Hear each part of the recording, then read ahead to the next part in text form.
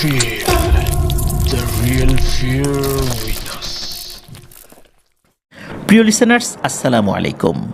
Feel the real fear with us. সত্যিকারের ভয়ের ঘটনার অনুভূতি পেতে আফনান দ্য হরর ওয়ার্ল্ডের সাথেই থাকুন। দেশ ও দেশের বাইরে যে যেখান থেকে আফনান দ্য হরর ওয়ার্ল্ডের আজকের হরর নাইট এপিসোডের 56তম আয়োজনের সাথে যুক্ত হচ্ছেন বা পরবর্তীতে হবেন, সকলকে জানাচ্ছি শুভেচ্ছা ও ভালোবাসা। আশা করি সবাই ভালো আছেন, সুস্থ আছেন। প্রিয় লিসেনার্স, আজকে যার ঘটনা আপনাদের সামনে উপস্থাপন করব তিনি কিন্তু মোটেই সুস্থ নন। তার নাম মাসুদ রানা। এর আগে ওনার বেশ কিছু ঘটনা আমরা শেয়ার করেছি। এর মধ্যে উল্লেখযোগ্য ঘটনা হচ্ছে ঈসা আসা। আপনার সেই ঘটনাটি অনেকেই প্রশংসা করেছিলেন। আমি যখন আজ মাসুদ রানা ভাইয়ের সাথে ফোনে কথা বলি এই ঘটনা সম্পর্কে আরও কিছু জানার জন্য, কারণ আমার কিছু জানার দরকার ছিল, তখন আমি খেয়াল করলাম উনি ভালো করে কথা বলতে পারছেন না, কথা একদমই জড়িয়ে আসছে, কথা বোঝাও যাচ্ছে না ভালো করে। আমার কাছে তখন সন্দেহ হলো। আমি জিজ্ঞেস করলাম যে আপনি এভাবে কথা বলছেন কেন, আপনার কোনো সমস্যা হয়েছে? তখন উনি আমাকে যে বিষয়টা বললেন তা রীতিমতো আঁতকে ওঠার মতো ঘটনা। উনি 24 দিন টোটালি সেন্সলেস অবস্থায় ছিলেন। ওনার মাথার বাম পাশে এমন আঘাত লেগেছে, ওই অংশে হাড় বলতে কিছুই নাই। মাথার ব্রেইনে মারাত্মকভাবে ওনার আঘাত লেগেছে। একটা বাইক দুর্ঘটনার কারণে ওনার প্রাণ চলে যাওয়ার মতো অবস্থা হয়েছিল। ওনার সাথে ছিলেন খালিদ। ইতোপূর্বে তার পাঠানো অন্য ঘটনাগুলোতে খালিদের নামের রেফারেন্স কিন্তু আছে, আমার যতটুকু মনে হচ্ছে আর কি, যতটুকু মনে পড়ে। আর এই দুর্ঘটনাটি যেখানে ঘটেছিল সেটা হচ্ছে ওখানকারই উলিপুরের ভূতের বাজার নামক একটা জায়গা রয়েছে, ওখানে রহস্যজনকভাবে অনেক আগে থেকেই অনেক দুর্ঘটনা ঘটে। এই যে আমি আজ কথা বলছি 10ই মার্চ 2025, 9ই মার্চ 2025 ওই ভূতের বাজারের ওখানে মারাত্মক আরেকটা দুর্ঘটনায় 2জন কিশোর মর্মান্তিকভাবে নিহত হয়েছেন। অনেকেই কিন্তু সেই ছবি দেখেছেন বা বিভিন্ন মিডিয়াতেও সেটা এসেছে। ঠিক একই রকমভাবে ওনারাও দুর্ঘটনায় পতিত হয়েছিলেন। মাসুদ রানা ভাইয়ের সাথে কথা বলার একটা পর্যায়ে উনি জানালেন যে দুর্ঘটনার আগ মুহূর্তে উনি রহস্যময় কিছু বিষয়ের অস্তিত্ব টের পেয়েছিলেন। তবে ওনার শারীরিক যে অবস্থা, তাতে ওনার সাথে দীর্ঘক্ষণ কথা বলার মতো অবস্থা আসলে উনি ছিলেন না আর কি, ওই অবস্থায় উনি ছিলেন না। যার কারণে আমি বললাম যে আপনি সুস্থ হন, ইনশাল্লাহ আপনার সাথে এই বিষয়ে আমরা পরে কথা বলবো। তো যদিও বা আমি তার পাঠানো ঘটনা সম্পর্কে জানার জন্য প্রশ্ন করেছিলাম, কিন্তু তো ওনার এই অবস্থার প্রেক্ষিতে খুব বেশি কথা বলা আমার পক্ষে সম্ভব হয়নি। তারপরও মেইন কথাটা আমি বলে ওনার সাথে কথাটা শেষ করি। ওনার শারীরিক অবস্থা সম্পর্কিত বিবরণগুলো আমরা আমাদের পেজ এবং গ্রুপের পোস্টে দিয়ে দিব, আমাদের চ্যানেলের কমিউনিটি পোস্টেও ইনশাল্লাহ আমরা সেটা দিয়ে দিব। প্রিয় লিসেনার্স, কথা না বাড়িয়ে চলুন ঘটনায় চলে যাই। তবে আবারও বলছি, সবাই মাসুদ রানা ভাইয়ের জন্য দোয়া করবেন, কারণ ওনার যেই অবস্থা আমি দেখেছি, মাথার যে অবস্থা, তাতে স্বাভাবিকভাবে ওনার একদম আগের মতো চলাফেরা করতে দীর্ঘ সময় লেগে যাবে। আপনারা সবাই তার জন্য দোয়া করবেন, আমরা সবাই ওনার জন্য দোয়া করব, আল্লাহ তাআলা যেন ওনাকে দ্রুত সুস্থতা দান করেন। চলুন ঘটনায় চলে যাই। এই ঘটনাটি ঘটেছিল ওনার আপন বড় খালা মোসাম্মদ শামসুন নাহার ওনার সাথে। এই ঘটনার সাথে জড়িত এই শামসুন নাহার আন্টিরই আর এক মেয়ে, যার নাম হচ্ছে কেয়া। ঘটনাটি মূলত উনি ওনার নানির কাছ থেকে শুনেছিলেন, পরবর্তীতে আরও বিস্তারিত সংগ্রহ করে পুরো ঘটনাটি উনি অডিও ক্লিপ আকারে পাঠিয়েছিলেন। নানির 5 জন মেয়ে, তার মধ্যে সবচাইতে বড় হচ্ছে এই শামসুন নাহার খালা, আর এই মাসুদ রানা ভাইয়ের মা হচ্ছে 4 নম্বর, মানে ওনার মায়ের আগে আরও 3 জন বোন রয়েছেন। ওনার নানির নাম হচ্ছে সায়রা বানু। এই ঘটনাটা প্রথম ওনার নানির কণ্ঠে রেকর্ড করে পাঠানোর পর আমরা অনেক কথাই বুঝতে পারিনি, তারপরে উনি নিজে রেকর্ড করে পাঠিয়েছিলেন। তো যাই হোক, চলুন ঘটনায় চলে যাই। ঘটনাটির সময়কাল 1985 থেকে 90-এর মধ্যবর্তী একটি সময়, মানে একদম যখন শুরুটা হয়। এই শামসুন নাহার আন্টি, ওনার বিয়েটা হয়েছিল একদম হঠাৎ করে, পারিবারিকভাবে ওরকম প্রস্তুতি ছিল না, হঠাৎ করেই হয়ে যায়। মানে হঠাৎ করে কথাবার্তা হচ্ছে, ইনস্ট্যান্ট বিয়ের সিদ্ধান্ত হয়ে যায়। উনিও অ্যাস্ট্রনিস্ট হয়েছিলেন, এত তাড়াতাড়ি বিয়ে কীভাবে হয়। আবার ওনার পরিবারের সদস্যরা যে এটা রাজি ছিল বিষয়টা এরকম না, কিন্তু ভাগ্যে যদি থাকে এভাবে অনেক সময় কাকতালীয়ভাবে হয়েও যায়। মূলত এই শামসুন নাহার খালার যিনি বাবা, মানে মাসুদ রানা ভাইয়ের নানা, তো নানার পরিচিত একজন ব্যক্তি হঠাৎ করেই নানার কাছে আসেন, বলেন যে তোমার মেয়েকে বিয়ে দিবা, আমার সন্ধানে একটা ভালো ছেলে আছে।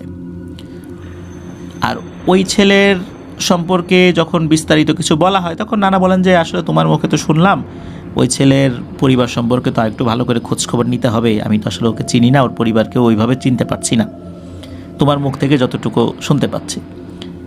তখন ওই লোকটি বলে, আরে এত কিছু খোঁজখবর নিতে হবে না, আমার পরিচিত ছেলে খুবই ভালো, বিয়ে দিয়ে দাও, রাজি হয়ে যাও, আজকে বিয়ে দিয়ে দিই। শামসুন নাহার খালার বয়স কিন্তু তখন বেশি ছিল না, সর্বোচ্চ 15-16 এরকম হবে আর কি। গ্রামে তো দেখা যাচ্ছে অল্প বয়সে অনেকের বিয়ে হয়ে যায়, সেই 85 থেকে 90 সালের মধ্যবর্তী এরকম একটা সময়, তো তখন এরকম অল্প বয়সে বিয়ে হওয়াটা অনেক স্বাভাবিকই ছিল বলতে হবে। আর ওই সময় কিন্তু গ্রাম এলাকায় যৌতুক প্রথার বেশ প্রচলন ছিল। তো যিনি বিয়ের প্রস্তাবনাটা নিয়ে এসেছিলেন উনি জানান যে ওই ছেলে পক্ষের কোনো ডিমান্ড নাই, মানে যৌতুকের কোনো ডিমান্ড নাই। তখন গ্রামে এই নো ডিমান্ড এই ধরনের বিয়ে চিন্তা করাটা একটু কঠিন ছিল। এখনও যে যৌতুক নেওয়া হয় না তা কিন্তু না, ইনিয়ে বিনিয়ে ঘুরিয়ে পেঁচিয়ে বিভিন্নভাবে খুশি করে দেওয়ার কথা, খুশি হয়ে দেওয়ার কথা, যে খুশি হয়ে যা দিবেন সেটাই নিব, জোর জবরদস্তি নাই, এরকম ইনিয়ে বিনিয়ে ঘুরিয়ে পেঁচিয়ে কিন্তু যৌতুক এখনও নেওয়া হয়। কিন্তু ওই জায়গাতে কোনো যৌতুকের প্রসঙ্গই ছিল, বলে কিচ্ছু দিতে হবে না। এতে করে পরিবারের সদস্যরা অবাকই হন। আর যেহেতু নো ডিমান্ডের একটা ব্যাপার ছিল, মানে কোনো কিছু তারা নেবেন না, তাই ওনারাও ওই বিষয়টাতে খুব একটা আপত্তি করেন নাই। আর গ্রামের বাড়ি খুব বেশি দূরে ছিল না, একদম কাছাকাছি ছিল। তো বাড়িটা ছিল হলো চর ঠুটা পাইকর নামক স্থান, যারা ওই এলাকায় আছেন তারা চিনতে পারবেন আর কি। তো বিয়ে হয়ে যায়। আর বিয়ের সময় বলা হয় যে ছেলে আপাতত এখন বউকে তুলে নিয়ে যেতে পারবে না, মাসখানেক এই বাড়িতেই থাক, পরে আলাদাভাবে ঘরটর তুলে তারপর নিয়ে যাবে। তো এই বিষয়ে তারা সম্মতি দেন, যেহেতু হঠাৎ করে বিয়ে হয়ে গেছে, অতটা আয়োজন করা হয়নি। বিয়ের রাত্রে খালু তার শ্বশুর বাড়িতে, মানে এই খালার বাড়িতেই রয়ে যান। এরপর প্রায় 2 মাস হয়ে যায়, খালাকে কিন্তু উঠিয়ে নিয়ে যাওয়ার কোনো নাম নিশানাই পাওয়া যাচ্ছে না। 2 মাস স্বাভাবিকই ছিল, খালু কোনো সমস্যা ছিল না। তো খালুর নাম ছিল হচ্ছে কেরামত খালু। 2 মাস পর খালুর আচার আচরণে অদ্ভুত রকমের পরিবর্তন আসতে থাকে। এমনিতে যে খালু কোনো নেশা জাতীয় দ্রব্য উনি গ্রহণ করতেন বিষয়টা এরকম না, উনি বিড়ি সিগারেট পান এগুলো কিছুই খেতেন না, কিন্তু ওনার আচার আচরণ হঠাৎ করে এগ্রেসিভ, মানে খুব আক্রমণাত্মক হতে থাকে। মেজাজ খুব তিরিক্ষি হয়ে থাকে, অল্প কথায় তার মেজাজ বিগড়ে যায়, এমন একটা অবস্থা, ওনার সাথে কথাই বলা যায় না। 2 মাস পর এরকম অবস্থা হতে হতে এমন একটা পর্যায়ে যায় যে কথায় কথায় খালার গায়ে হাত তুলতেও খালু দ্বিধাবোধ করেন না। এখন খালু আছেন তার শ্বশুর বাড়িতে, সেখানেই তার স্ত্রীকে উনি নির্যাতন করছেন, বিষয়টা কিন্তু খুব মারাত্মক। আর খালাকে বিভিন্নভাবে বুঝিয়ে শুনিয়ে তার কাছ থেকে গহনা নিয়ে চলে যেতেন, বিক্রি করতেন। তারপর উনি ঘরের বিভিন্ন জিনিসপত্র নিয়ে চুরি করে নিয়ে চলে যেতেন, বিক্রি করতেন। অথচ তার কিন্তু কোনো নেশা ছিল না, মানে নেশা জাতীয় দ্রব্য যে উনি গ্রহণ করবেন এটা না। তবে ওনার একটি নেশার কথা পরিবারের সদস্যরা জানতে পারেন, সেটা হচ্ছে উনি জুয়ায় আসক্ত, মারাত্মকভাবে জুয়ায় আসক্ত, খুব বড় মাপের একজন জুয়ারি বলতে হবে। কিন্তু বড় মাপের জুয়ারি বলতে বোঝাচ্ছি যে নেশার দিক দিয়ে, মানে জুয়ার প্রতি তার আকর্ষণের দিক দিয়ে। আর জুয়া খেলে ওনার হেরে যাওয়াটাই সবচাইতে বেশি একটা ব্যাপার ছিল আর কি, উনি খুব একটা জিততে পারতেন না। আর জুয়ার নেশা যার একবার লেগে যায়, এই নেশা থেকে সে সহজে বের হতে পারে না। আমরা কিন্তু এর একটা উদাহরণ দিতে পারি, ওই যে অনেক সময় দেখা যাচ্ছে যে আমরাও কিন্তু গেমিং জুয়া, বর্তমানে কিন্তু অনলাইনে অনেক ধরনের জুয়া আছে, আমরা আসক্ত হয়ে পড়েছি, এর থেকে বের হতেই পারি না, খাওয়া দাওয়া সব ভুলে গিয়ে ওইটার পিছনে লেগে থাকি। সুতরাং এটাও কিন্তু জুয়ার একটা নতুন ভার্সন। সুতরাং এই জুয়া কিন্তু একটা নেশা, এই নেশায় পড়ে গেলে মানুষের সংসার কিন্তু টিকিয়ে রাখা খুবই মুশকিল হয়ে যায়, যেটা খালুর ক্ষেত্রেও হচ্ছিল। উনি এই জুয়ার টাকার জন্য এমন অবস্থা হয়েছিল যে ওনার শ্বশুরবাড়ির ঘরের চাল পর্যন্ত চুরি করে নিয়ে বিক্রি করেন। চাল বলতে এই যে খাবার চাল, টিনের চাল না, খাবার চাল, এটা পর্যন্ত চুরি করে নিয়ে বিক্রি করছিলেন, এমন একটা অবস্থা। এখন না কি করবেন বুঝতে পারছিলেন না, যে এই ছেলেটাকে ভালো মনে করে বিয়ে দিলাম, হঠাৎ করে 2-3 মাস পর থেকে তার আচার আচরণ এরকম হয়ে গেল, মেয়েটার গায়ে হাত তোলে, তারপর এরকম জুয়ার নেশা। তখন নানা এই খালুর পরিবারের সাথে যোগাযোগ করলেন যে কি ব্যাপার, তোমার ছেলের এই অবস্থা কেন? যখন পরিবারের সাথে যোগাযোগ করলেন তখন নানা একটা বিষয় খেয়াল করেন, পরিবারের সদস্যরাও এই খালুর আচার আচরণ বা ওনার যেই অন্যান্য অ্যাক্টিভিটিসগুলো রয়েছে, উনি কোথায় যান, কি করেন, এগুলো সম্পর্কে অতটা অবগত নন। তবে উনি জুয়ায় যে আসক্ত হয়েছেন এটা মোটামুটি তারা জানেন। আর তারা যে এই বিষয়টাতে খুশি, বিষয়টা এরকমও না। আর নানার কাছে মনে হয় যে ওনারা কিছু বিষয় এড়িয়ে যাচ্ছেন, তবে কি এড়িয়ে যাচ্ছেন এই বিষয়টা উনি তখন বুঝতে পারেন নাই। তো এভাবেই চলছিল দিন। এরই মধ্যে বছর ঘুরতে না ঘুরতেই খালার একটি ফুটফুটে কন্যা সন্তান হয়। এই সন্তানটি খুবই ফুটফুটে এবং সুন্দরী ছিল। এত অল্প বয়সেই সকলের দিকে অপলক দৃষ্টিতে তাকিয়ে থাকতো, মিটিমিটি করে হাসতো, সকলের হৃদয় জুড়িয়ে দিত। এই খালার এই মেয়ের জন্মের কয়েকদিন পর থেকে খালা রাতের বেলা অদ্ভুত টাইপের একটা স্বপ্ন দেখতে শুরু করেন। খালা দেখেন যে ওনার বাড়ির খুব কাছাকাছি একটা পুকুর রয়েছে। ওই পুকুরের কাছে উনি যান, যাওয়ার পর ওনার কোল থেকে একটা মহিলা অবয়ব যে অসুন্দরী তা না, মোটামুটি সুন্দরী, স্বাভাবিক আকৃতি, খালার কাছ থেকে তার মেয়েটাকে কোলে নিয়ে ওই পুকুরের দিকে চলে যাচ্ছেন এবং পুকুরের পানির ভেতরে গিয়ে মিলিয়ে যাচ্ছেন। একদম মিলিয়ে যাওয়ার আগে একটু ঘুরে খালার দিকে তাকিয়ে বলেন, এত লোভ ভালো না। খালা এটার রহস্য বুঝতে পারেন না। এরকম স্বপ্ন উনি কয়েকদিন দেখেছেন। 3 দিনের দিন, কয়েকদিন বলতে 2 দিন দেখেছেন। 3 দিনের দিন ভোরের দিকে খালা হঠাৎ করে খালুকে ডাকছেন, এই ওঠো তো, এ দেখো তো মেয়েটা নড়াচড়া করে না কেন? তো খালু উঠেছেন, তখন দেখেন আসলেই তো মেয়েটা নড়াচড়া করছে না, নিঃশ্বাস চলছে না, আর শরীরটা একদম ফ্যাকাশে হয়ে গেছে, মনে হচ্ছে শরীরে এক বিন্দু রক্তও নাই। খালা বুঝতে পারেন তার এই আদরের ফুটফুটে কন্যা সন্তানটি আর পৃথিবীতে নেই। উনি তো চিৎকার করে কান্নাকাটি শুরু করে দেন। এদিকে খালু বলেন যে নিশ্চয়ই ঘুমের ঘরে তুমি বাচ্চাটির উপরে চলে আসছিলা, তোমার বডির ওয়েট বাচ্চাটা নিতে পারে নাই, এই জন্য নিঃশ্বাস বন্ধ হয়ে মারা গেছে। উল্টো এই অবস্থাতে খালু খালার উপর ক্ষিপ্ত হন এবং খালাকে মারধর শুরু করেন। একদম বেধড়ক মারধর বলতে যেটা বোঝায়, যেখানে সন্তান হারানোর বেদনায় মা কান্নাকাটি করছে, সেখানে খালু খালাকে মারধর শুরু করেছেন। পরিবারের অন্য সদস্যরা এসে মারধর থামান। সবাই দেখেন এই অবস্থা, বুঝতে পারেন না আসলে কী কারণে এমনটা হয়েছে। যাই হোক, এভাবেই একটি ফুটফুটে সন্তান পৃথিবী থেকে বিদায় নেয়। কেউই বুঝতে পারে না আসলে রহস্যটা কী, কারো ধারণাই ছিল না যে কি চলছে আসলে। এর কয়েকদিন পর দেখা যায় এই খালু বেশ বাজারঘাট করে নিয়ে আসছেন, বেশ কিছু জিনিসপত্র কিনে নিয়ে আসছেন, তার হাতে টাকা পয়সা আছে। এমনিতে তো টাকা পয়সা তার থাকে না, ওই জুয়া খেলে সব টাকা উড়িয়ে ফেলেন, আর থাকেনও শ্বশুর বাড়িতে। আর এই অবস্থা তো চলছিল। এর মধ্যে যখন খালুর হাতে এরকম টাকা পয়সা, তারপর বাজারঘাট যখন দেখেন খালা, এই শামসুন্নাহার খালা, তখন ওরা তো সন্দেহ লাগে যে কী ব্যাপার, তুমি এত টাকা পেলে কোথায়? জুয়া খেলে নিশ্চয়ই টাকা জিতছো। তখন খালু বলেন, না ওরকম কিছু না, একটা কাজ করছি, কাজ করে পাইছি। আর খালুর সাথে খালা খুব বেশি কথা বলতে পারতেন না, উনি ওই তিরিক্ষি মেজাজের ছিলেন, অল্পতেই রেগে যেতেন আর গায়ে হাত তুলতেন, এই জন্য খুব বেশি কথাও বলা যেত না। তো যাই হোক, এভাবেই কিন্তু সময় যেতে থাকে। মাঝে মাঝে হয় কি, এই যিনি খালু, এই যে কেরামত খালু, উনি একটু স্বাভাবিক আচরণ করেন, আবার খুব অস্বাভাবিক আচরণ। তো এইভাবেই চলছিল দিন। তো এর মধ্যে আবার খালাকে উনি ওনার বাড়িতে নিয়েও আসছিলেন। খালা শ্বশুরবাড়িতে থাকা শুরু করেন। বেশ কিছুদিন পর খালু অদ্ভুত রকমের কিছু আচরণ শুরু করেন। মনে হচ্ছে যে ওনার আচরণটা স্বাভাবিক না। আসলে এটা যে কেমন আচরণ, এটা ওইভাবে ভাষায় প্রকাশ করা খুব কঠিন ব্যাপার। আর এরই মধ্যে খালা আবার গর্ভবতী হন।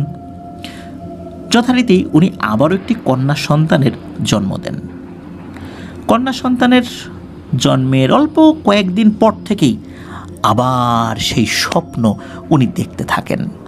উনি দেখতে থাকেন সেই নারী অবয়বটি পুকুর পাড়ে এসেছে। খালাও তার সন্তানকে কোলে নিয়ে পুকুর পাড়ে গিয়েছেন। তার কোল থেকে ওই নারী অবয়বটি তার সন্তানকে নিয়ে আস্তে আস্তে ওই পুকুরের দিকে হাঁটা শুরু করলো।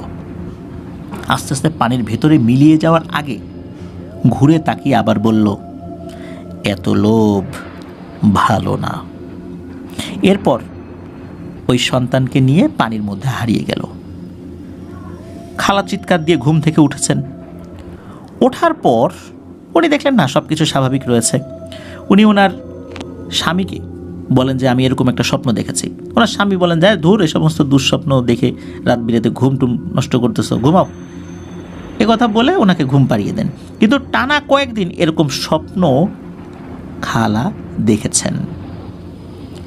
তো যাই হোক, টানা কয়েকদিন দেখার পর এরপরে আর ওনার স্বামীকে কিছু বলেন নাই, কারণ বললেই এলোমেলো কথাবার্তা বলে, উল্টো ওই খালাকে বকাঝকা করে, এই ধরনের কথাবার্তা কে শুনবে।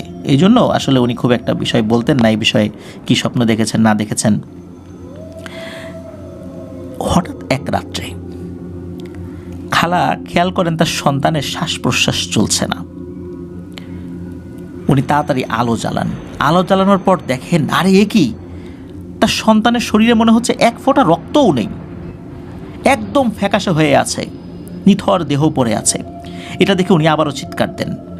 চিৎকার দেওয়ার সাথে সাথে ওনার স্বামী উঠে যান। কি হয়েছে দেখো, বাচ্চার কি অবস্থা। ওনার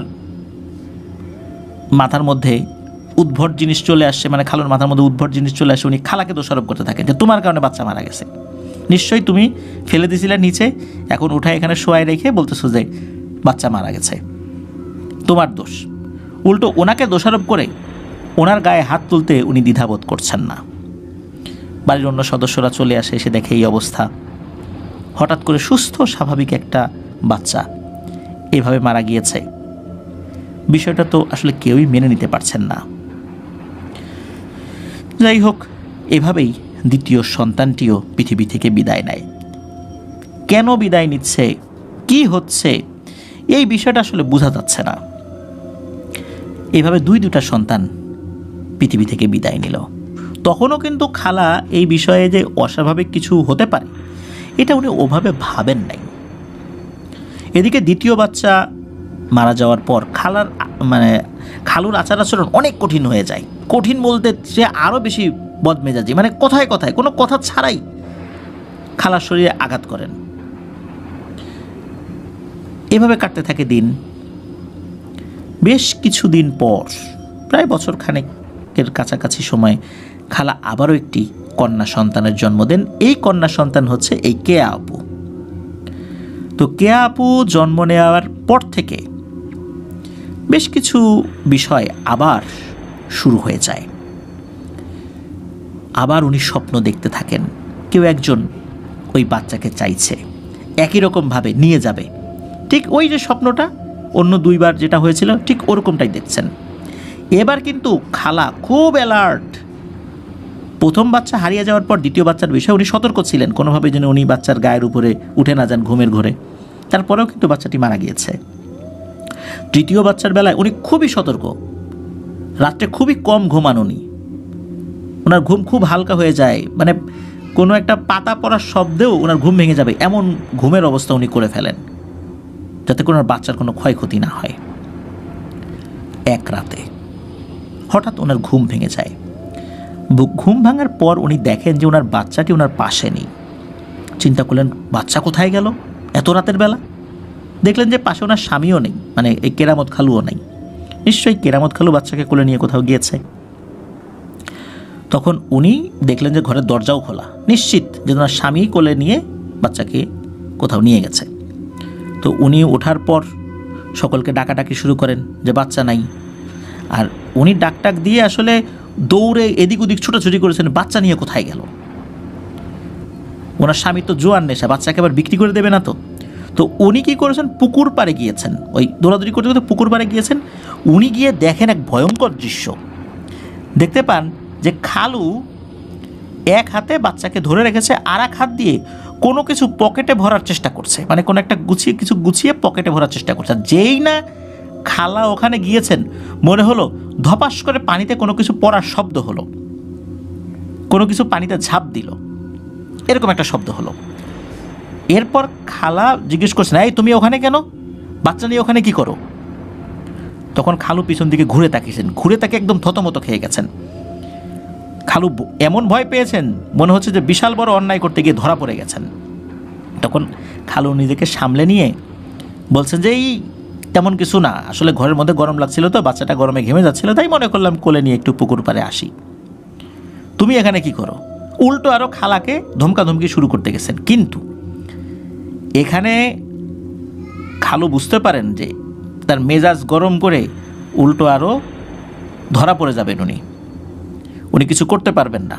কারণ এখানে উনি কেন আসছেন এটা পরিবারের সবাই তখন কিন্তু চলে আসছো এখানে। সবার কাছে একই প্রশ্ন, তুমি কেন বাচ্চাকে কোলে নিয়ে এত রাতের বেলা এখানে আসছো?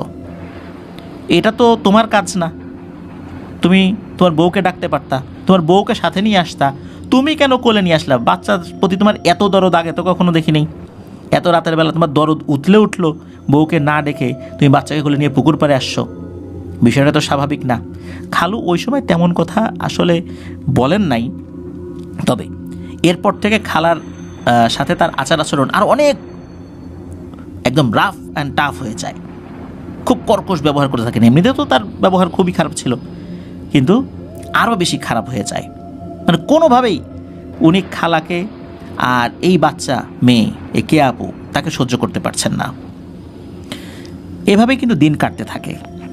আর এর মধ্যে ওই যে নারী অবয়বটিকে উনি স্বপ্নে দেখতেন, স্বপ্নে ওই অবয়বটি তার কাছে আসে, তার কাছে এসে বলে, তুই আমার জিনিস নিয়ে নিছিস, ফেরত দে।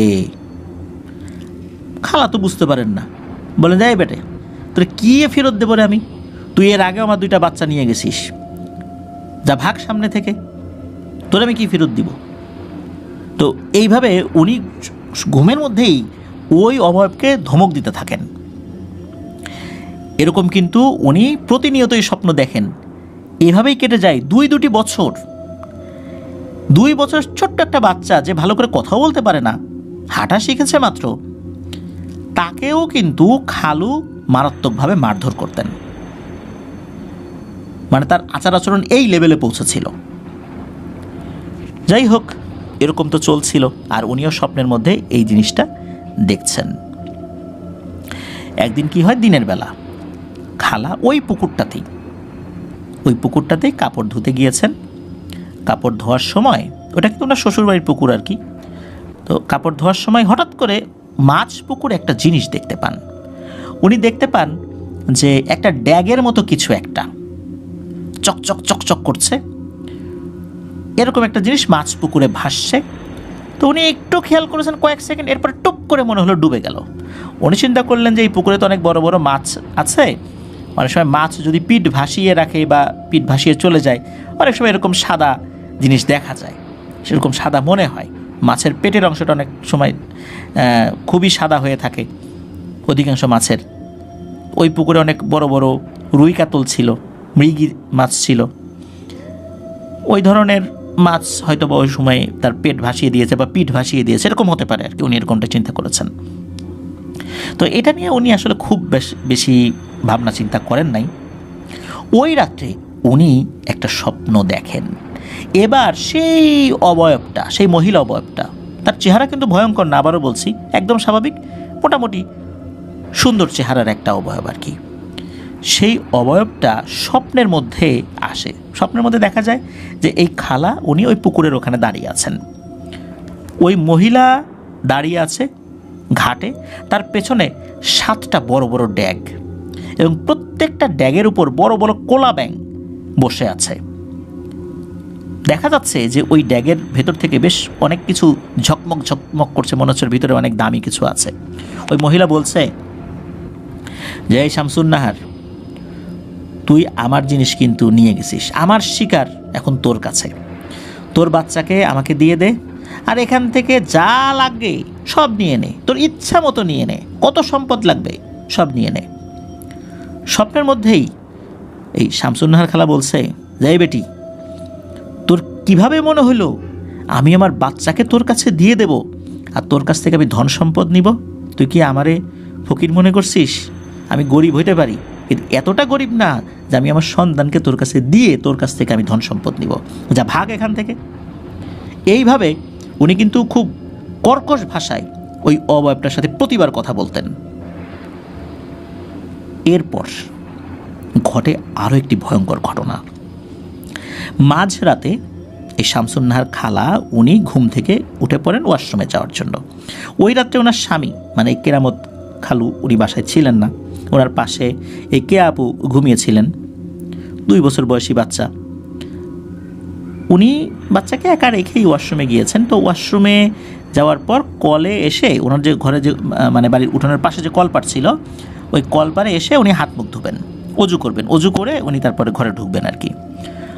উনি অজু করছেন আর ওই কলের পানিটা গড়িয়ে একটা জায়গায় একটা গর্তের মতো আছে, একটা ডোবার মতো আছে, সর্বোচ্চ 3 হাত গভীর ওই ডোবা, একদম ছোট একটা ডোবা।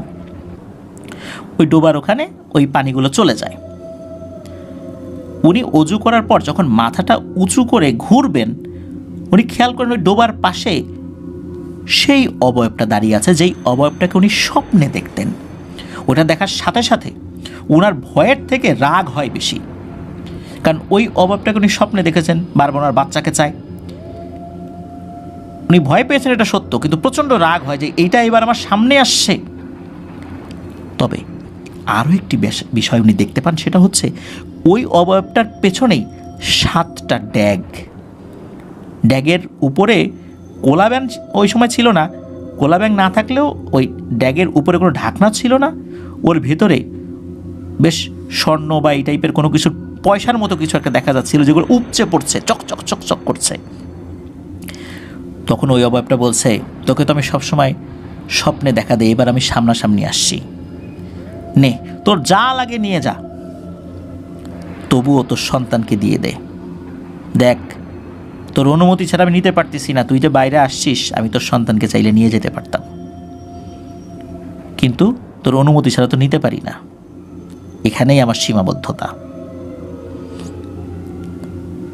তুই তোর সন্তানকে দিয়ে দে আর যা লাগে নিয়ে যা। তুই কিন্তু আমার অনেক বড় ক্ষতি করে ফেলতেছিস, ইতোমধ্যে অনেক বড় ক্ষতি করে ফেলছিসও, তাড়াতাড়ি তোর সন্তানকে দে আর যা লাগে নিয়ে বড়লোক হয়ে যা। তখন খালা উনি প্রচণ্ড ক্ষিপ্ত হয়ে যান, গালিগালাজ শুরু করেন, বিশ্রী ভাষায় গালিগালাজ করতে থাকেন। তো ওনার এই গালিগালাজের শব্দে ওনার যে শ্বশুর, ওনার ঘুম ভেঙে যায়। উনি চিন্তা করেন, কী ব্যাপার, বৌমা এত রাত্রে কাকে গালিগালাজ করে? তার ছেলে তো মানে এই খালু তো নাই, আজকে বাড়িতে নাই। ওনারও ওয়াশরুমে যাওয়ার দরকার ছিল, ওনারও ঘুম ভেঙে গিয়েছিল। উনিও উঠে যখনই দরজা খুলেছেন, তখনই ওই অবয়বটা মুহূর্তের মধ্যে ভ্যানিশ হয়ে যায়। আর এই 7টা ড্যাগ, এগুলো এই যে কলের পানি পড়ার জন্য ছোট্ট যে ডোবাটা, ওই ডোবার মধ্যে এরকম পানিও ছিল না, এগুলো ঝাঁপিয়ে এইটার মধ্যে পড়ে ভ্যানিশ হয়ে যায়। ওই যে খালার যিনি শ্বশুর, উনিও বের হয়ে এসে কিন্তু ওইখানকার ভিতরে যতটুকু পানি ছিল সেই পানির নড়াচড়া দেখেছিলেন, মানে মাত্র এর মধ্যে কিছু একটা পড়েছে, ভারী কিছু। কিন্তু এর মধ্যে কিন্তু কোনো ড্যাগ বা কোনো কিছুর অস্তিত্ব আর পাওয়া যাবে না, এটাই স্বাভাবিক। খালা শ্বশুর এসে জিজ্ঞেস করেন, কিরে মা, কী হয়েছে, তুই রাতের বেলা এইভাবে চিল্লাচিল্লি করতেছিস? তখন উনি বলেন যে আমি ভয়ঙ্কর কিছু দেখছি, যাই হোক রাত্রেবেলা এই বিষয়ে আপনাকে কিছু বলবো না, পরে ইনশাল্লাহ এই বিষয়ে আপনার সাথে কথা বলবো। তো এটা কিন্তু ওনার শ্বশুরের সাথে এতটুকু কথা উনি বলেছেন। সকালবেলা উনি এই বিষয়টা পরিবারের সাথে বলেন যে এই ঘটনা আপনার নাতনিকে তো চায়, স্বপ্নের মধ্যে আসে, আপনার ছেলেকে আমি বললে সে গালিগালাজ করে, সেটার পাত্তাই দেয় না। আমি যে রাত্রেবেলা বের হয়েছিলাম, এই যে এরকম জিনিস দেখছি, আপনি আসছেন তখন এই ঘটনা ঘটছে। তখন পরিবারের সদস্যরা চিন্তিত হয়ে পড়ে যে আসলে ব্যাপারটা কি হচ্ছে। তাহলে কি আগের 2 বাচ্চার মৃত্যুটা অস্বাভাবিক ছিল? তারা তো চিন্তা করছে হয়তো অন্য কোনো কারণে মারা গেছে, কিন্তু এখানে নিশ্চয়ই অন্য কোনো ব্যাপার রয়েছে। ওই রাত্রে ঘটে আরও একটা ঘটনা। ওই রাত্রেও কিন্তু এই কেরামত খালু বাসায় ছিলেন না। গভীর রাত্রেবেলা ওনাদের তো টিনের বেড়া ছিল, ঘরের টিনের বেড়ার জানালার যেই পাশটা, ওখানে টক টক করে শব্দ করেছে। তখন খালা চিন্তা করেছেন যে হয়তোবা তার স্বামী রাত্রেবেলা এসেছে, কারণ উনি যে থাকতেন না 3-4 দিন মাঝে মাঝে থাকতেন না, ওই জুয়ার আসরে পড়ে থাকতেন, আসতেনই না, এমন একটা অবস্থা হতো মাঝে মাঝে। ওই 3-4 দিন আসলে উনি জুয়ার আসরেই ছিলেন, আবার আসলে অনেক রাত্রে আসতেন। তো খালা চিন্তা করেছেন যে রাত্রেবেলা হয়তো বা দরজা ঠকঠক করে পায় না, এই জন্য একদম যেখানে বিছানা উত্তর দক্ষিণ বরাবর একটা বিছানা ছিল, ওই বরাবর এসে টিনের ওখানে টকটক শব্দ করেছেন যাতে করে ঘুম ভেঙে যায়। তো উনি আবার জিজ্ঞেস করেছেন এই কে? তখন ওই পাশ থেকে বলে, এই আসিস, আস্তে চিল্লাস না, আমি হচ্ছি সেই মহিলা, তোর স্বপ্নে আমি আসি। গত রাত্রেও তোর সাথে আমি দেখা করছিলাম ড্যাগ নিয়ে, ভুলে গেছিস? আয় আয়, বাইরে আয়, তোর সাথে আমার কথা আছে, ভয় পাস না, আয় না, বাইরে আয়। তখন খালা বলেন, তুই দাঁড়া, আমি আসতেছি। এই বলে খালা ঘরে থাকা বড় একটা রামদা নিছেন, রামদা নিয়ে বের হয়েছেন। বের হয়ে দেখেন ওই অভাবটা দাঁড়ায় আছে। উনি রামদা নিয়ে ওটা তাড়া করছেন যে বেটি, তোর এত বড় সাহস, তুই আমার 2 বাচ্চাকে খাইছিস, আবার আসছিস আমার এই বাচ্চা নেওয়ার জন্য, দাঁড়া, আজকে তোকে আমি কেটে টুকরো টুকরো করব। এই বলেই উনি ওইটারে করছেন ধাওয়া, আর ওই অভাবটা পুকুরের দিকে দৌড়াচ্ছে। ওনার এই চিৎকারে ওনার শ্বশুর শাশুড়িরও ঘুম ভেঙে যায়, তারা উঠে পড়ে। তারা দরজা খুলে দেখে বেটার বউ পুকুরের দিকে দৌড়াচ্ছে একটা রামদা নিয়ে। অন্ধকারে যতটুকু বোঝা যাচ্ছিল আর কি, তারাও পিছনে ধাওয়া করেন। আর ওই অভাবটা কি করে, ওই পুকুরে ঝাঁপিয়ে পড়ে অদৃশ্য হয়ে যায়। উনি তো গালি দিচ্ছেনই ওনার মতো করে যে এবার আসছে আমার বাচ্চাকে নিতে, আয়, আবার আয়, এই রামদা দিয়ে তোর কয় টুকরা করি দেখ, তুই এত সাহস, পালালি কেন, আয়, থাকতি আমার সামনে। এইভাবে উনি ওনার মতো করে বলে যাচ্ছেন। তো যাই হোক, এই পর্যন্ত কিন্তু মোটামুটি একটা লেভেলে ছিল। এরপরে যেই ব্যাপারটা ঘটে সেটা আরও মারাত্মক। এর 2-3 মাস মোটামুটি স্বাভাবিক ছিল আর কি, ওই রকম কোনো সমস্যা হয়নি। এরপর হয় আর একটা ঘটনা, সেটা হলো এই খালা কেয়া আপুকে নিয়ে পুকুর ঘাটে গিয়েছেন। কেয়া আপুর বয়স তখন 2 বছর 3-4 মাস হয়ে গেছে আর কি, এরকম কাছাকাছি বয়স। তো এই বয়সী বাচ্চারা তো গ্রামে দেখা যাচ্ছে খুব চটপটে স্বভাবের হয়, খুব চঞ্চল স্বভাবের হয়। সে বায়না ধরেছে মায়ের সাথে পুকুরে যাবে, নিয়ে গেছেন, মা নিয়ে গেছেন। দিনের বেলায় তো সমস্যা কি, উনি পুকুর ঘাটে কোনো একটা কাজ করছিলেন, হয়তো বা কাপড় ধুচ্ছিলেন বা বাসন মাজছিলেন, কিছু একটা করছিলেন। তো এই সময় আবার কেয়া আপু বলছেন যে মা, তোমার সাথে আমি পুকুরে নামবো। তখন বলছেন যে আচ্ছা ঠিক আছে মা, তুমি একটু দাঁড়াও, আমি কাজটা শেষ করে নিই। তো কেয়া আপু বসছেন, মায়ের পাশেই বসছেন। তো মায়ের সাথেই পুকুরে নামছেন, মায়ের কোলেই আছে, তবে খুব অল্প পানিতে, যেখানে কেয়া আপু উনি গলা পর্যন্ত পানি হয় আর কি, যেখানে তার মায়ের হয়তো বা হাঁটু পর্যন্ত পানি হয়। এরই মধ্যে যে ভয়ঙ্কর ঘটনাটা ঘটে সেটা হলো, মনে হলো কেউ একটা হ্যাচকা টানে কেয়া আপুকে তলিয়ে নিল। আল্লাহর কি অশেষ রহমত, ওই সময় তার মা খপ করে কেয়া আপুকে যখন ধরতে গিয়েছে, কেয়া আপুর হাতটা ধরে ফেলে। এদিকে কেয়া আপু কিন্তু পানির নিচে, আর কেয়া আপুর মা শামসুন্নাহার খালা, উনি কেয়া আপুর হাত ধরে টানছেন, মনে হচ্ছে প্রচণ্ড শক্তি দিয়ে কেয়া আপুকে টেনে নিয়ে যাচ্ছে। এদিকে কেয়া আপু পানির নিচে, আর শামসুন্নাহার খালা উনি তো চিৎকার করছেন, এই কে কোথায় আসো, আমার মেয়েকে নিয়ে গেল, আমার মেয়েকে নিয়ে গেল। যেহেতু বাসা একদম কাছাকাছি, এই অল্প সময়ের মধ্যেই লোকজন চলে আসেন। লোকজন আসার সাথে সাথে পুকুরে ঝাঁপিয়ে পড়ে কেয়া আপুকে ধরতে পারেন। আর তখনই মনে হলো কোনো জিনিস ছেড়ে দিল। এই কয়েক মিনিটেই কিন্তু তার জীবন চলে যাওয়ার মতো অবস্থা হয়ে গেছে। তবে আল্লাহর অশেষ রহমতে উনি মনে হয় একদম শেষ সময়ে এসে পানি থেকে উঠতে পেরেছিলেন, যার কারণে আল্লাহ ওই যাত্রায় ওনাকে বাঁচিয়ে দিয়েছিলেন। এই ঘটনা যখন ঘটে তখন উপস্থিত সবাই মারাত্মক ভয় পেয়ে যান। সবাই বলেন যে না, এরকম আর চলতে পারে না, আর ওই সময়ে এই শামসুন্নাহার খালা উনি যে ভেজা শরীরে ছিলেন, ওনার মেয়েকে নিয়ে ওই ভেজা অবস্থাতেই উনি হাঁটতে হাঁটতে ওনার বাবার বাড়িতে চলে গেছেন, কাছাকাছি ছিল। যাওয়ার পর ওনার মাকে বলছেন যে মা, তুমি এক্ষুনি ভালো কোনো কবিরাজ বা হুজুর ডাকো, আর চলতে দেয়া যায় না, তোমার নাতনিকে তো এখনই নিয়ে যেত, আল্লাহর অশেষ রহমতে বাঁচাতে পারছি, কিন্তু এখন এরকম আর চলতে দেওয়া যায় না। আসলে ঘটনাটা কী ঘটছে আমরা তো কেউই জানি না, কেন এরকমটা হচ্ছে, সুতরাং এটার একটা হেস্তন্যস্ত করতেই হবে। তখন উপস্থিতভাবেই একজন হুজুরকে ডেকে নিয়ে আসা, উনিও বেশ ভালো মানের একজন হুজুর ছিলেন আর কি। তো হুজুর আসেন, হুজুর আসার পর এই বিষয়ে সব কিছু শোনেন, শোনার পর উনি কয়েকদিন সময় নেন যে ঠিক আছে, আমি এই বিষয়টা নিয়ে একটু জানার চেষ্টা করি, আমার জিনদের কাছ থেকে আমি একটু দেখি যে ব্যাপারটা কি হয়েছে। তো হুজুর চলে গেছেন, ওই 2-3 দিনে কোনো সমস্যা নাই, কোনো স্বপ্ন উনি দেখছেন না বা অন্য কোনো কিছু হচ্ছে না। এদিকে পরের দিনই হুজুরের আসার কথা ছিল, হুজুর আর আসে না। আর ওই 90 সাল বা 88, 89, 90 সাল বা আশেপাশের এই সময়গুলোতে তো এরকম ফোন, সেলুলার ফোন বা মোবাইল ফোন সবার হাতে ছিল না। সবার হাতে ছিল না বলতে ওই সময় বাংলাদেশে আসেই নেই এই মোবাইল ফোনগুলো। এই কারণে হুজুরের সাথে ওইভাবে যোগাযোগ করার কোনো উপায় ছিল না। লোক মারফত খবর দিলে হুজুর বলতে যে আসবো এরকম, মানে একটু খোঁজ খবর নেই, আসবো। 3-4 দিন পর হুজুর আসে। এর মধ্যে এই মা মেয়েকে নেয়ার জন্য খালু আসছেন, ওই দিন আবার হুজুর আসছেন। তখন হুজুর এসে বলতেছে, এটা কে? এই কেরামত না, তোমার স্বামী না?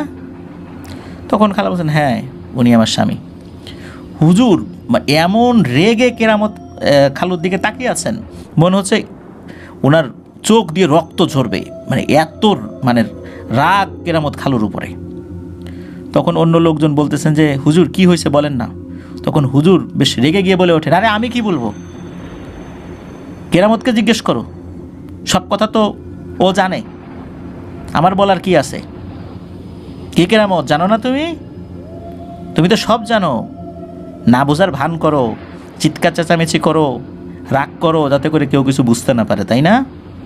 বলো, সব বলো। কেরামত খালু তো কিচ্ছু বলতেছে না, আমি কিছু জানি না।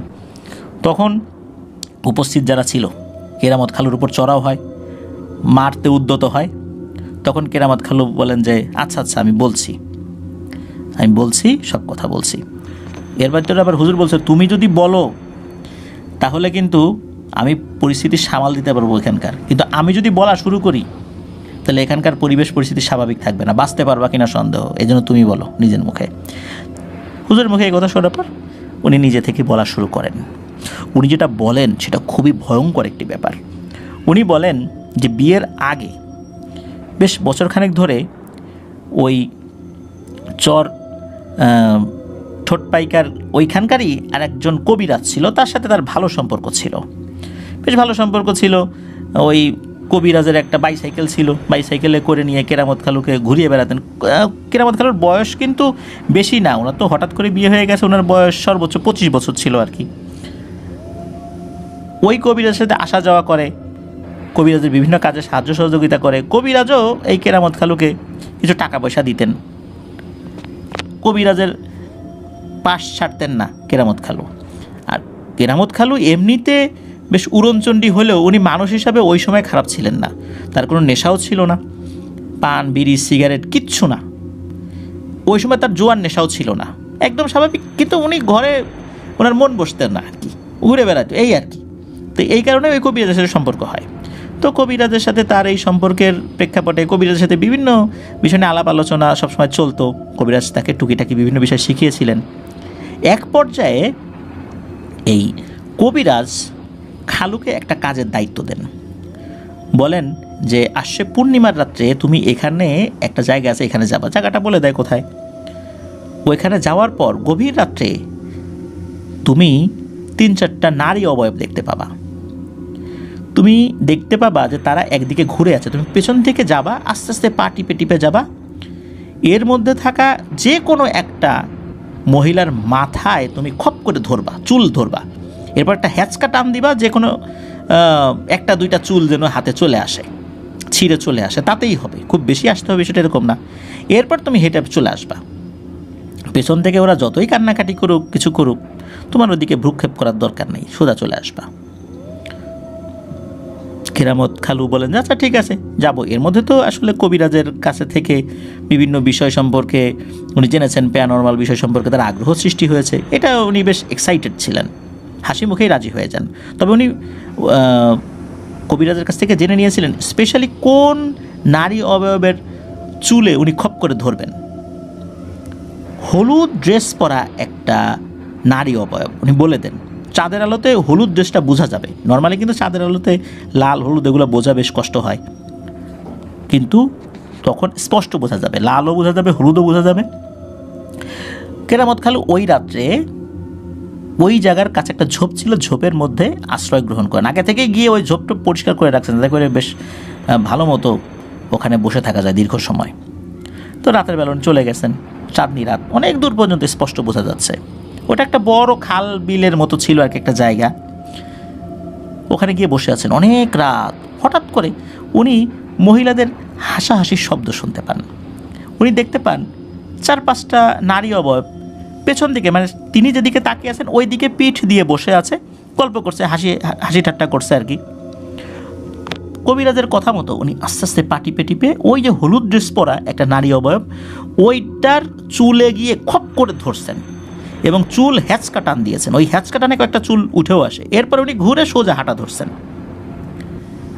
এরপর পেছন থেকে খুব করুণ কান্নার স্বর বলতে থাকে যে আমার চুলগুলো দিয়ে দেন, আপনি আমার চুল নিয়ে যাচ্ছেন, আমি কিন্তু বিশাল বিপদে পড়ে যাব, আমার জীবন সংশয়, আপনি জানেনও না যে আমি কি বিপদে পড়তে যাচ্ছি, আমি চিরতরে বন্দী হয়ে যাব, আমার সাথের সঙ্গীরা ওরা তো পালিয়ে চলে গেছে, আমার আর যাওয়ার উপায় নাই, এই চুলগুলা দিয়ে দেন।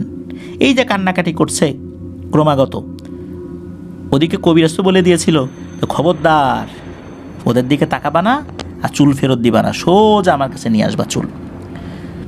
এদিকে এরকম কান্নাকাটি শুনে একটা পর্যায়ে কেরামত খালু পেছন থেকে ঘুরে তাকান। ঘুরে তাকিয়ে উনি খুব একদম অবাক হয়ে গিয়েছেন বলতে হবে। এত সুন্দরী একটা নারী তার সামনে দাঁড়ানো, ক্রমাগত কান্নাকাটি করছে, দুহাত জোর করে বলছে যে আপনাকে দেখে মনে হয় আপনি খারাপ মানুষ না, আপনাকে ভুল বুঝিয়ে পাঠানো হয়েছে, আপনি বুঝতেই পারছেন যে আমি কোনো মানুষ না, আমি পড়ি, আমার নাম নাসরিন, আপনি যে আমার চুল নিয়ে যাচ্ছেন, আপনি কি জানেন যে আমার চুল দিয়ে কি করা হবে? আমাকে চিরতরে বন্দি করে ফেলা হবে, আমার ইচ্ছার বিপরীতে অনেক কাজ করানো হবে, এই কাজের ভাগিদার আপনিও হবেন, আল্লাহর কাছে কি জবাব দিবেন আপনি? আমার চুলগুলো দিয়ে দেন, আপনার কাছে দোহাই লাগে, আল্লাহর দোহাই লাগে, দিয়ে দেন। এ কথা বলার পর কেরামত খালুর মনটা নরম হয়, উনি চুলগুলো ফেরত দিয়ে দেন। ফেরত দেওয়ার পর ওই যে নাসরিন পরি উনি ওই চুলগুলো হাতে নিয়ে জাস্ট তার মাথার সাথে একটু টাচ করেছে, আর কিছু না। এরপরে বলে যে আপনাকে অসংখ্য ধন্যবাদ, আপনি এখন যেতে পারেন, আমি চলে যাচ্ছি। আপনি যদি আমাকে এই চুলগুলো ফেরত না দিতেন আমি কখনোই আমার গোত্রে ফেরত যেতে পারতাম না, আমি এভাবেই ঘুরে বেড়াতাম এবং মানুষের দাস হয়ে যাইতাম। তো তাকে ধন্যবাদ জানিয়ে পরি চলে যান। এদিকে কি হয়, সকালবেলা কেরামত খালু উনি ওই কবিরাজের সাথে দেখা করেছেন। কবিরাজ বলছে কী ব্যাপার, চুল কই? তখন কেরামত খালু কিন্তু কবিরাজকে কিছু বলেন নাই, বলেন যে কই না তো, কেউ তো আসে নাই। কবিরাজ বলেন না, এটা হইতেই পারে না, ওইখানে তো আসার কথা। কেরামত খালু বলেন না তো, কেউ আসে না, আমি সারা রাত বসে মশার কামড় খেতে খেতে অবস্থা খারাপ, ফজরের আজান দিলে চলে আসছি। তো কবিরাজ কিন্তু এই বিষয়ে আর কেরামত খালুকে সন্দেহ করেন নাই। এরপর থেকেই কেরামত খালুর জীবনে অদ্ভুত রকমের পরিবর্তন শুরু হয়ে যায়। তখন পর্যন্ত শুধু কেরামত খালু একটু উড়নচণ্ডী স্বভাবের ছিলেন, এই কোনো নেশা পানি বা জুয়া টুয়া এইসবের মধ্যে উনি ছিলেন না। এরপর থেকে কেরামত খালু উনি অন্যরকম হয়ে যেতে থাকেন। কেরামত খালু বলতে থাকেন যে এর পরের রাত্রে উনি ওনার ঘরে ঘুমিয়ে আছেন, হঠাৎ করে জানালার কাছে ওই টিনের বেড়ায় টকটক শব্দ হয়। শব্দ হওয়ার পর উনি জিজ্ঞেস করেছেন এই কে ওখানে? তখন ওই পাশ থেকে বলে যে আমি সেই গত রাত্রে আপনার সাথে যার দেখা হয়েছিল, আমি নাসরিন পড়ি, আপনার ভয়ের কোনো কারণ নাই, আপনি বাইরে আসেন, আপনার সাথে আমার কথা আছে, আপনি ভালো মনের মানুষ। বের হয়ে এসে দেখেন সেই পরীটা এমনিতেও আসলে রাত্রেবেলা তাকে দেখার পর থেকে সারা দিন তার মনের মধ্যে ওই পরীর চেহারাটাই বারবার ভেসে উঠছিল। মানুষ এত সুন্দর হয় এই চিন্তা করছিলেন আর কি উনি। পরীটার সাথে তার দেখা হয় রাত্রেবেলা, ঘর থেকে বাইরে বের হয়েছেন আর কি, অনেক কথা হয়, বিভিন্ন ধরনের কথাবার্তা হয়। এবং পরী তখন জানায় যে আপনি তো কবিরাজের কথা মতো আসছিলেন, এই কবিরাজ লোক ভালো না, তার সাথে চলাফেরা করার দরকার নেই। আর আপনি আমার চুল ফেরত দিয়ে আপনি আমার নতুন জীবন ফেরত দিয়েছেন।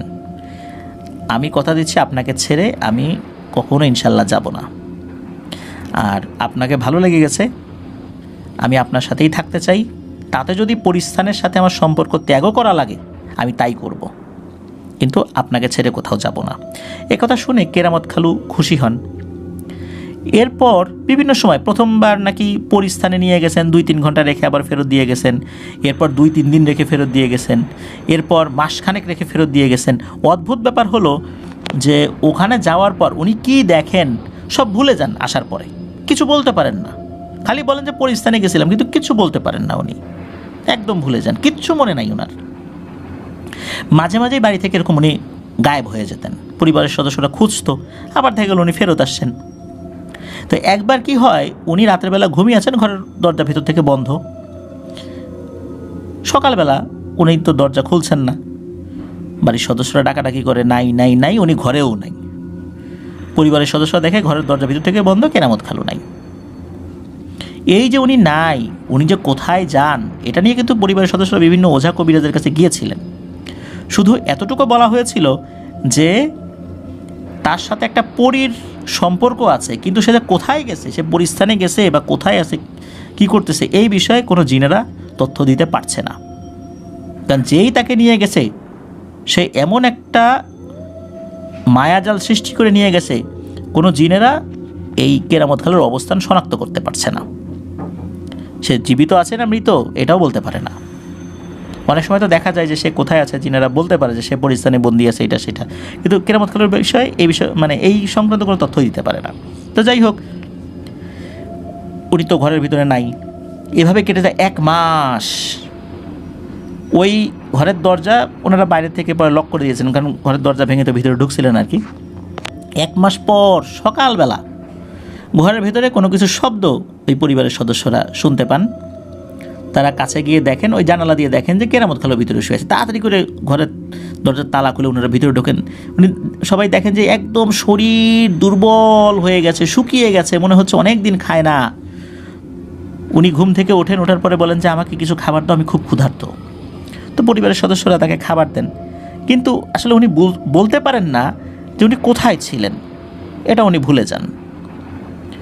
এরপর একজন ভালো হুজুরকে ডেকে নিয়ে আসা হয়। হুজুরকে ডেকে নিয়ে আসার পর হুজুর ওনার উপরে ওই নাসরিন পরীকে হাজির করান। পরী সব কথা বলে যে আমি এইভাবে তার প্রতি আসক্তি জন্মেছে, আমি তাকে ছেড়ে যাব না, কোনোভাবেই যাব না। এ কথা বলতে বলতে হঠাৎ করে কেরামত খালুর গলার স্বরটাও চেঞ্জ হয়ে যায়। মনে হচ্ছে কোনো একটা বৃদ্ধ লোকের কণ্ঠ ভেসে আসছে ভিতর থেকে। ওই বৃদ্ধ লোকটা সালাম দেয় হুজুরকে, দিয়ে বলে যে অপরাধ মার্জনা করবেন, আমি সেই হতভাগ্য পিতা, যেই পিতা হচ্ছে এই নাসরিনের বাবা। ওর কারণে পরিস্থানে আমার সম্মান একদম ধূলিসাৎ হয়ে গেছে।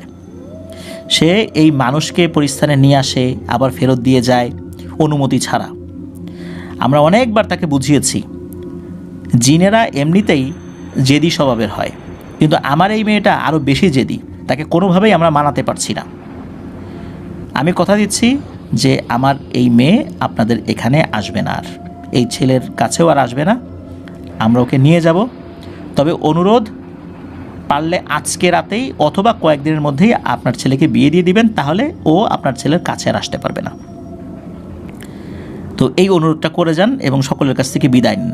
ওদিকে কিন্তু একবার ওই বৃদ্ধ মানুষের কণ্ঠ ভেসে আসে, আবার ওই নাসরিন পরীর মেয়েলি কণ্ঠ ভেসে আসে যে বাবা না না, আমাকে ছেড়ে দাও, আমাকে নিয়ে যেও না। আবার ওই বৃদ্ধ মানুষের কণ্ঠ ভেসে আসে যে চল, তোর কারণে মান সম্মান সব শেষ হয়ে গেল, আর খবরদার মানুষদেরকে উৎপাত করার জন্য আসবি না, ওকে ওর জীবনের মতো করে চলতে দে। তুই কেন ওর জীবনে এসে এরকম বিরক্ত করছিস? সে তোর উপকার করছে, এই পর্যন্তই শেষ। তাই বলে উপকারের প্রতিদানের জন্য তুই ওর জীবন তো নষ্ট করে দিচ্ছিস, চল। তো এইভাবে কিন্তু ওই দ্বৈত কণ্ঠে একই শরীরের ভিতর থেকে কথা আসতে থাকে। তো যাই হোক, একটা পর্যায়ে কথা থেমে যায়। তখন ওই কবিরাজ বলেছেন যে আপনার খুব দ্রুত পারলে আজকে রাতটাই অথবা কয়েকদিনের মধ্যে বিয়ে দিয়ে দেন। এই যে এর পরেই খুব দ্রুততার সাথে খালুকে এই শামসুন নাহার খালার সাথে বিয়ে দেওয়া হয়েছিল। তো বিয়ে দেওয়ার পরে কিন্তু মোটামুটি সব কিছু স্বাভাবিক ছিল। এরপর থেকে ঘটে আরেকটা ঘটনা। এখন কিন্তু বলছে হচ্ছে, এই পর্যন্ত বলেছে হচ্ছে এই খালু, এরপরে ওই কবিরাজ বলা শুরু করেছেন যে এরপরে যে ঘটনাটা, এরপরে ওই কবিরাজ বলছেন যে বিয়ের পরপরই এই নাসরিন পরী সে এই কেরামত খালুর কাছে আসতে পারতো না।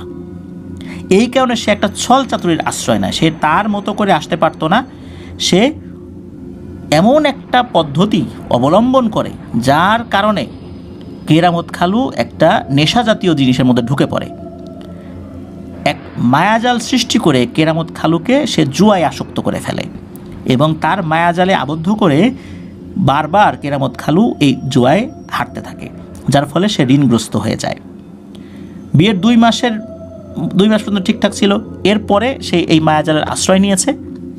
কারণ হচ্ছে খুব বেশি দিন তো ওকে আসলে তার বাবা মা ওইভাবে আটকে রাখতে পারবে না, নিজের মেয়েকে আর কতই শাসন করবে। যখন দেখেছে বিয়ে হয়ে গেছে, সে তো আগের মতো করে আর আসতে পারে না, তখন সে এই বেশ ধারণ করেছে। সে কি করেছে, স্বপ্নের মধ্যে এই কেরামত খালুর কাছে আসতো, এসে বলতো যে তোর তো অনেক অভাব, জুয়া খেলিস, টাকা পয়সারও তো দরকার আছে, আমি তোকে টাকা দিব, কিন্তু শর্ত আছে। শর্ত হচ্ছে তোর বাচ্চাকে আমাকে দিয়ে দিবি। তখন নাকি কেরামত খালু রাজি হয়ে যায়।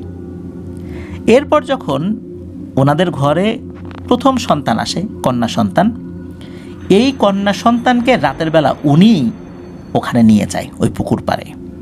নেয়ার পর তখন নাকি কেরামত খালু ওই অভাবের কোলে প্রথম দিকে দিতে চান নাই, যে না না না তোমার কাছে দেবো না, তুমি তো পড়ি আমার বাচ্চার যদি কোনো ক্ষতি টতি করো। ওই সময় কিন্তু তার মনের মধ্যে সন্তানের প্রতি ভালোবাসা আসলে ছিল। তখন ওই পইটা নাকি বলে যে আরে না, তোর সন্তানটা এত সুন্দর, আমি খালি একটু আদর করব, আদর করে আবার তোকে দিয়ে দিব। আর এই দেখ 7টা ড্যাগ, তুই এই ড্যাগ থেকে তোর প্রয়োজন অনুযায়ী নিবি, তবে একবারে এক মুঠে যতটুকু ওঠে ঠিক ততটুকুই, এর বেশি নিবি না, এর বেশি নিলে কিন্তু ক্ষতি হবে। আসলে ওই নাসরিন পরী জানতো যে এই যারা জুয়ারি এরা কখনোই লোভ সংবরণ করতে পারে না। এই নাসরিন পরী নাকি ওই বাচ্চাটাকে কোলে নিয়ে একটু উল্টো দিকে ঘুরে তাকায়, আর ওই কেরামত খালু কি করছে, হাত ঢুকিয়ে পয়সা নিয়েছে। এই পয়সাটা কিন্তু স্বর্ণের পয়সা ছিল না। কেরামত খালু যেটা বলেছেন যে সেটা স্বর্ণের পয়সা ছিল না, সেটা স্বাভাবিক পয়সার মতোই ছিল। এটা যে কী পয়সা, এটা কি রূপার পয়সা না কি, এটা আসলে উনি ওইভাবে বলতে পারেন না। তো যাই হোক, উনি 1 মুঠ নেওয়ার পরে আবার আর 1 মুঠ নিয়েছেন। এরপরে ওই অভাবটা ঘুরে তাকিয়েছে, কিছুই বলে নাই কিন্তু, আর 1 মুঠ নিয়েছে, কিছুই না, বলে এই নে তোর বাচ্চাকে নিয়ে যা। তারপর কোলে দিয়েছে। তো উনি আবার ওই পয়সাগুলো পকেটে করে নিয়ে এসে বাচ্চাকে আবার স্ত্রীর পাশে রেখেছে। ওদিকে এই যে শামসুন নাহার খালা, উনি ঘুম থেকে ওঠার পর দেখেছেন তার বাচ্চার এই অবস্থা। তার স্বামীকে ডেকে তুলেছেন। তার স্বামী তো বুঝে গেছে ঘটনা কী হয়েছে। এখন এই বিষয়টা যাতে ধামাচাপা পড়ে, এই জন্য উনি উল্টো তার স্ত্রীর উপর চড়াও হয়েছেন, মারধর করেছেন, যাতে করে ওনার দোষটা স্বীকার উনি না করেন বা এটা ধরা না পড়ে। একই রকমভাবে দ্বিতীয়বার হয়েছে। দ্বিতীয়বার খালু নাকি ওই অবয়বটার কোলে বাচ্চাকে দিতে চায়নি, বলছে তোমার কোলে দিলে বাচ্চা মারা যায়। তখন ওই অবয়বটা বলছে আরে না, কিচ্ছু হবে না, আমার কারণে বাচ্চা মরছে নাকি, বাচ্চা এমনি মারা গেছে, আমার কি দোষ, আমি তো তোকে কোলে দিয়েই দিলাম, তুই বল তখন কি তোর বাচ্চা জীবিত ছিল না? তখন খালুর আসলে মনে পড়ে না ছিল কি ছিল না, বাচ্চা তো ঘুমাচ্ছিল। তখন ওই অভাবটা বলে আরে দে না, আমি একটু আদর করবো, আদর করেই দিয়ে দিব, কত সুন্দর বাচ্চা। তখন খালুকে ওই টাকার লোভ দেখিয়ে ওই অভাবটা ওই বাচ্চাকে কোলে নিয়ে ঘুরে তাকায়। আর খালুর তো ওই যে অভ্যাস, জুয়ারি, তো জুয়ার নেশা ধরিয়ে দিয়েছে, সে একবারের বেশি আবার নিয়েছে। তখন আবার ঘুরে আবার দিয়ে দিয়েছে বাচ্চাকে কোলে, যে না নে তোর বাচ্চাকে নিয়ে যা। বাচ্চা নিয়ে যাওয়ার পর আবারও সেই বাচ্চাটা মৃত। এরপর থার্ড টাইম এই যে কে আপু, তার বেলায় একই ঘটনা ঘটেছে, কিন্তু এইবার ধরা পড়ে গেছে। তখন হয়েছিল কি, এই খালু কেবল বাচ্চাকে দিবে, মানে তখনও এক হাত দিয়ে ধরে রেখেছে, তখনও ওই অবয়বটা কোলে নিতে পারে নাই, আর এক হাত দিয়ে ওই ড্যাগের ভেতর থেকে কিছু জিনিস বের করছিল। এমন সময় এই শামসুন নাহার খালা ওখানে পৌঁছে, আর তখন ওই অবয়বটা ঝপাস করে পানির মধ্যে পড়ে যায়, মিলিয়ে যায়, ওই ড্যাগগুলো চলে যায়। তখন কিন্তু খালা দেখেছিল যে খালু কিছু একটা তুলে তুলে পকেটে রাখছে, পকেটের মধ্যে অনেক কিছু আছে, পকেটটা ভরে গেছে, বুক পকেট আর কি, তার শার্টের বুক পকেট। এরপর থেকেই ওই অবয়বটা স্বপ্নে খালার স্বপ্নে আসে, এসে বলে যে তুই আমার জিনিস নিয়ে গেছিস, আমার শিকার নিয়ে গেছিস, ওটাকে দিয়ে দে, এটা সেটা। এরপর থেকে খালার পিছনে লাগে, আর ওই খালুকেও স্বপ্নে দেখায়, এই তোর বাচ্চাকে নিতে পারলাম না, দিয়ে দে তোর বাচ্চাকে নিয়ে আসবি আমার কাছে। এই জন্য খালুরও কিন্তু মেজাজ গরম, বাচ্চাকে দিতে পারতেছে না, আর নতুন করে তো আর টাকা পয়সা দিচ্ছে না তাকে। খালুর জুয়া খেলার টাকা পাচ্ছে না উনি, ওনার বিষয়ে সবাই খুব সতর্ক হয়ে গেছে, সবাই তাকে টাকা পয়সা দেয় না, এই জন্য তার মেজাজ খুব গরম থাকে, জুয়ারিদের যেটা হয় আর কি। তো যাই হোক, এইভাবেই চলছিল। এর মধ্যে বারবার নেওয়ার চেষ্টা করেছে, সর্বশেষ পুকুরে যখন ওই বাচ্চাকে কে আপুকে নিয়ে গেছে তখন অ্যাটাক করেছে। এই বিষয়গুলো জানান ওই কবিরাজ। এখন সমাধান কি? সমাধানে তো যেতে হবে। তো যখন কবিরাজ এই বিষয়গুলো জানান যে বাবা এই কাজ করেছে, তখন কিন্তু উপস্থিত লোকজন তারা তাদের রাগ আর ধরে রাখতে পারে নাই, ধরে কয়েকটা মার লাগিয়ে দিয়েছে আর কি। এতে করে খালু আসলে বেশ রাগান্বিত হন যে এরকমভাবে শ্বশুরবাড়িতে এসে মারধর খাইলাম। উনি যে এত অপকর্ম করেছে এই বিষয়ে অনুশোচনা নাই, কিন্তু মার খেয়েছে তাতে ওনার আত্মসম্মানে লেগেছে, এমন একটা অবস্থা হয়েছে আর কি। উনি রাগ করে ওখান থেকে চলে যান। তবে ওই নাসরিন যে পরী, তাকে কিন্তু হাজির করা হয়েছিল একজন তুলা রাশির শরীরের উপরে। নাসরিন পরী স্বীকার করেছে যে এই কাজগুলো সেই করেছে, মূলত এই কেরামত খালুকে সে সংসার করতে দেবে না, এইভাবে জুয়ার নেশা এটা সেটা তাকে ধরিয়ে দিয়েছে। একটা পর্যায়ে বিরক্ত হয়ে, বা এই সন্তান যেহেতু খালুর কারণে মারা গেছে, খালা একসময় রাগ করে খালুকে ডিভোর্স দিয়ে দেবে, আর ডিভোর্স দিয়ে দিলে তখন আবার এই নাসরিন পরী তার কাছে আসার সুযোগ পাবে। আর যখনই এই বাচ্চাকে কোলে নেওয়ার পর একটু ঘুরে তার দিকে নজর দেওয়ার সাথে সাথেই ওই বাচ্চার সমস্ত রক্ত সে শুষে নেয়, শুষে নিয়ে সে শক্তিশালী হয়। আর এই যে ড্যাগের ভিতর থেকে একবারের বেশি দুইবার নেওয়া যাবে না, এটা হচ্ছে একটা প্রতারণা ছিল। কারণ সে জানতো যে জুয়ারিরা কখনো লোভ সংবরণ করতে, শুধু জুয়ারি না, যে কেউ এই ধরনের সিচুয়েশনে লোভ সংবরণ করতে পারবে না। তখন বলবে যে তুমি একবার থেকে বেশি দুইবার নিষেধ তোমার বাচ্চাকে মেরে ফেলছি। এটা একটা প্রতারণা ছিল, মূলত এটা একটা কৌশল অবলম্বন করেছে সে। আর এই বাচ্চাগুলোকে সে মেরে সে শক্তিশালী হয়েছে, এটা সত্য। সেই সাথে তার সংসারটাকে শেষ করে দেওয়াও ছিল এই নাসরিন পরীর উদ্দেশ্য। নাসরিন পরী এটা স্বীকার করে এবং সে বলেই দেয় যে কোনোভাবেই এই কেরামতকে তার থেকে আলাদা করা যাবে না। যেখানে পরিস্থানের বড় বড় জিনপরীরা পারে নাই, সেখানে তোমরা কবিরাজরা পারবা না। ও আমার উপকার করছে, আমি আল্লাহর নামে শপথ করছি যে তার সাথে আমি থাকবই, ও যতদিন জীবিত আছে আমি তার সাথেই থাকব। তো ওই যে খালু ওখান থেকে চলে গেলেন, এর কিছুদিন পর খালা বুঝতে পারেন উনি আবারও অন্তঃসত্ত্বা হয়েছেন। এরপর হচ্ছে এই যে শামীম ভাই, উনি জন্মগ্রহণ করেছেন। খালু এখনও মাঝে মাঝে তার সন্তানদেরকে দেখতে আসেন, যেহেতু সন্তান তার। তবে তার সন্তানরা খালুর প্রতি আসলে অতটা দরদ বা ভালোবাসা না থাকারই কথা।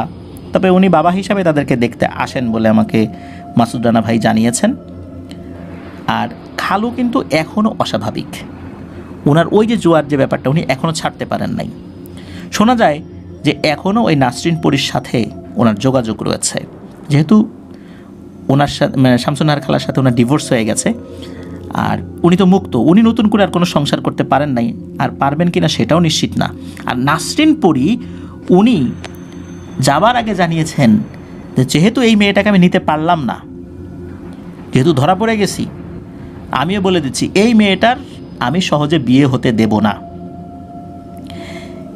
একে আপুর বর্তমান বয়স 28 বছর, 28 থেকে 30 বছরের মধ্যে এরকম হবে আর কি।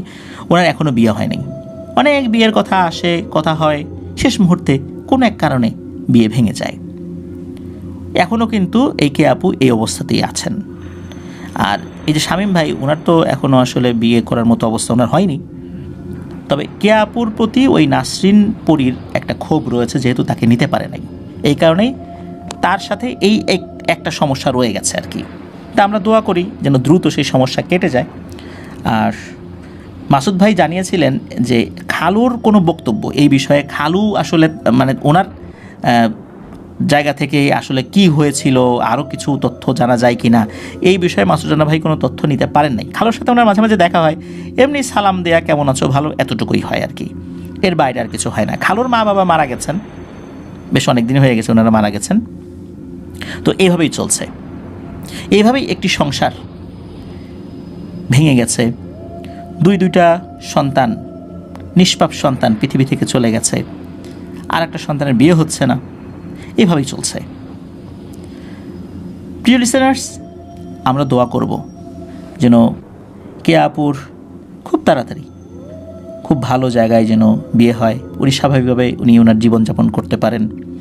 আর খালুর জন্য দোয়া করব। আসলে উনি তো একটু বাউন্ডুলে প্রকৃতির থাকলেও শুরু থেকেই তো ওনার এই সমস্যা ছিল না, মূলত একটা বিষয়ের প্রেক্ষাপটে ওনার মধ্যে এই বিষয়টার সৃষ্টি হয়েছে। তার জন্য দোয়া করব আল্লাহ তাআলা ওনাকেও স্বাভাবিক জীবনযাপন করার তৌফিক দান করেন, যেন এই বিষয় থেকে উনি দ্রুত বের হয়ে আসতে পারেন। আল্লাহ সেই তৌফিক দান করুক। এই নাসরিন পরীরও বোধোদয় হোক, তার কারণে একটা পরিবার পুরো ধ্বংস হয়ে যাচ্ছে। আসলে তাকে অনেক বুঝিয়েও সেই হুজুর বোঝাতে সক্ষম হন নাই, কারণ সে খুব জেদি পরী। এই জন্য আজকের ঘটনার শিরোনাম আমরা দিয়েছি জেদি পরী। প্রিয় লিসেনার্স, আজকের এপিসোড এ পর্যন্তই ছিল।